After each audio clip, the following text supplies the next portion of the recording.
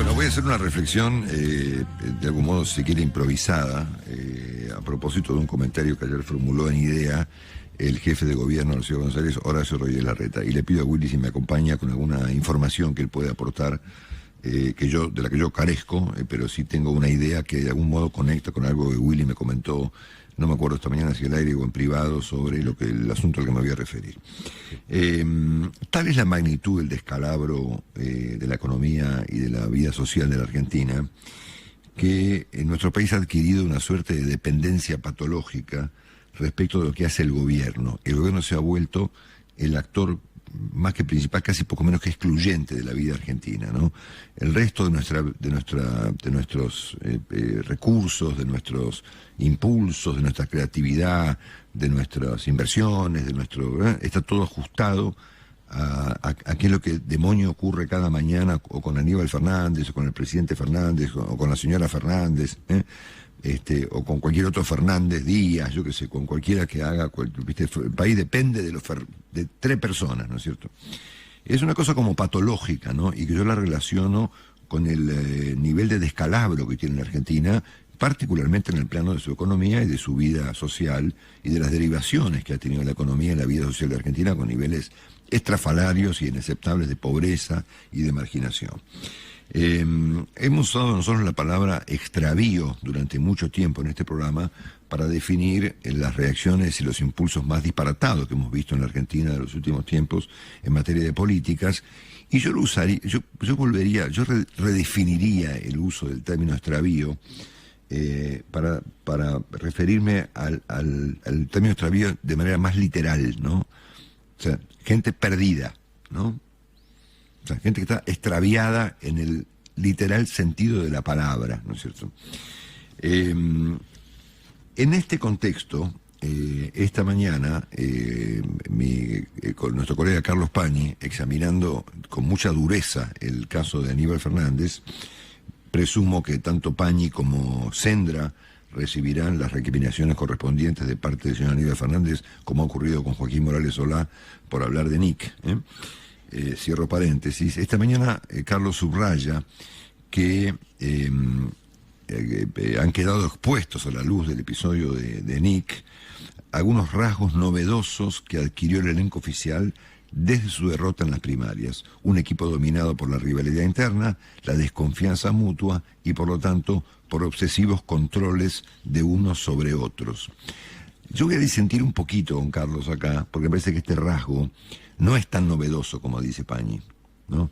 Está desde el principio este rasgo, está acentuado como consecuencia de las elecciones primarias, pero estaba siempre. Recuerden que nosotros hemos definido aquí al presidente Fernández como lo que la revista The Economist calificó de proxy presidents, ¿no? Si presidentes que llegan al poder como consecuencia de la determinación de factores de poder que no necesariamente tienen que ver con el presidente, como ha ocurrido en América Latina en varias oportunidades y en la Argentina también, ¿no es cierto? Dicho esto, la capacidad o la capacidad que le adjudicaba a la Argentina al presidente Fernández de actuar como un obstáculo para los impulsos más radicalizados ha sido vencida, ¿no? Ya desde antes de las primarias, y esto se ha acentuado con las primarias, y ni que hablar lo que va a ocurrir después de las elecciones de noviembre, de ratificarse los resultados que ha habido en las primarias en noviembre. Es decir, es una suerte de implosión dentro de la coalición oficialista, que por supuesto afecta de manera dramática al presidente y en gran parte a todos sus miembros. Por lo tanto, lo que la Argentina tiene que calibrar, y me refiero a la Argentina, a su dirigencia política, a su dirigencia empresaria, a su dirigencia sindical y a su dirigencia social, es ¿qué hacemos con la Argentina entre 2021 y 2023? O sea, ¿qué vamos a inventar? ¿Que va a gobernar la señora Kirchner? También derrotada en las elecciones, y ni que hablar en la provincia de Buenos Aires.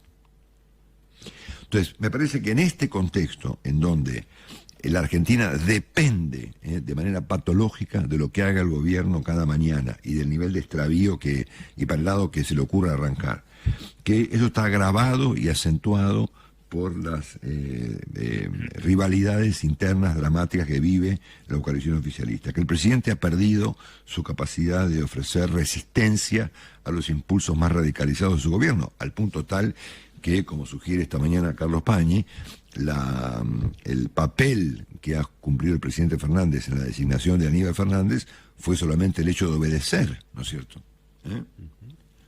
Pues seguramente no fue él el que lo designó, ¿no es cierto? Como tampoco me imagino yo habrá designado a Feletti, ¿no es cierto? Que mientras ayer el presidente hablaba con los empresarios para tranquilizarlo, Feletti le mandaba un control de 1.200 productos de precio de Venezuela hasta el mes de enero, ¿no es cierto? En un país que tiene 50% de inflación por año. Entonces, en este contexto tan complicado, porque claro, obviamente en una elección, en un país más o menos normal, los gobiernos ganan o pierden elecciones y no pasa mucho, ¿no? A lo sumo habrá reacomodamientos parlamentarios, cambios de ministros, ¿no? Pero en el caso argentino, considerando esta rivalidad tan dramática que ocurre dentro de la coalición oficialista, el gobierno implosiona. Y ahí es donde la frase o la definición de Rodríguez Larreta cobra mucha relevancia, aunque el planteo de Larreta parece un planteo de largo plazo. Es decir, él supone que la salida de esta historia en una política tan fragmentada como la Argentina, sobre todo fragmentaciones de carácter interno, él imagina un gobierno de coalición para el 2023. Y yo decía recién, ¿en el medio qué hacemos?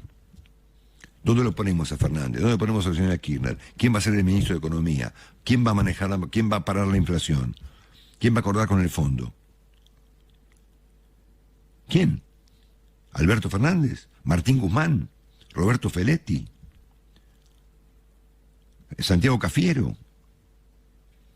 Entonces me parece que la política debiera adelantar esa noción que presentada ayer por Larreta para el mes de noviembre.